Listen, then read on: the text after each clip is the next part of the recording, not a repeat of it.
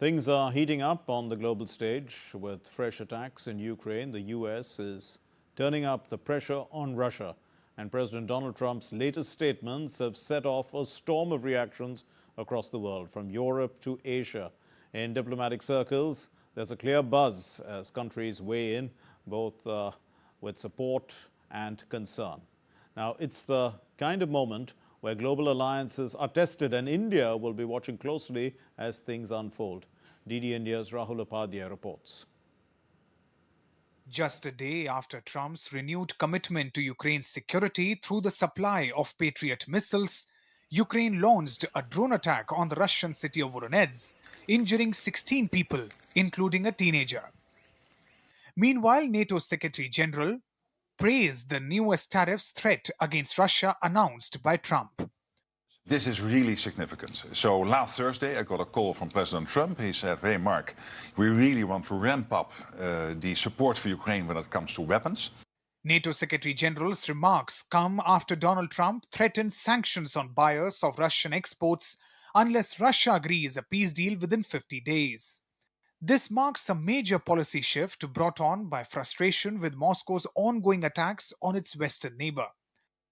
Russia's ally China has come forward in its support to the country by outrightly rejecting the American pressure tactics. I would like to reiterate that China has always believed that dialogue and negotiations are the only viable way to resolve the Ukrainian crisis. There are no winners in trade wars, and coercion and pressure will not solve the problem either.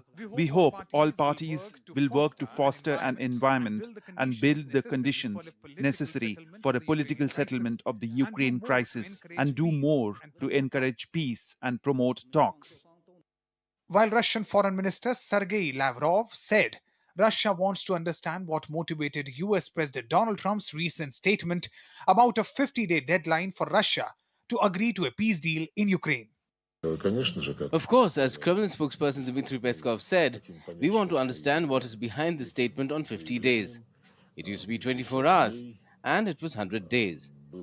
We've all been through this, and we really want to know what motivates the President of the United States. It is clear that he's under enormous, I would say indecent pressure from the European Union and the current leadership of NATO, who impudently support Zelensky's demands to continue pumping him with modern weaponry, including offensive weapons, at the expense of more and more damage to taxpayers in Western countries.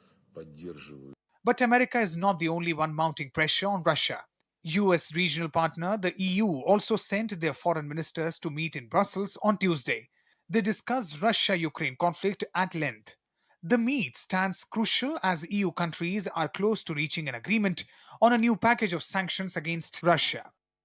Really welcome the news that comes from the United States that they will provide weapons to Ukraine so that they can defend themselves. Of course, we hope to reach also political agreement on the 18th sanctions package. We are very, very close. I hope it comes today. But Trump insisted he was not done yet with Russian President Putin in an interview hours after he said he was disappointed in Putin and threatened Moscow with sanctions. But I'm not done with him, but I'm disappointed in him. So we had a deal done 4 times, and then you go home and you see he just attacked a nursing home or something in Kiev. I said, what the hell was that all about? I trust almost nobody. With the US envoy's visit and fresh air defense commitments, Kiev sees renewed momentum in Western support. The coming weeks may reveal just how far this support will go. Rahul Upadhyay's report for DD India.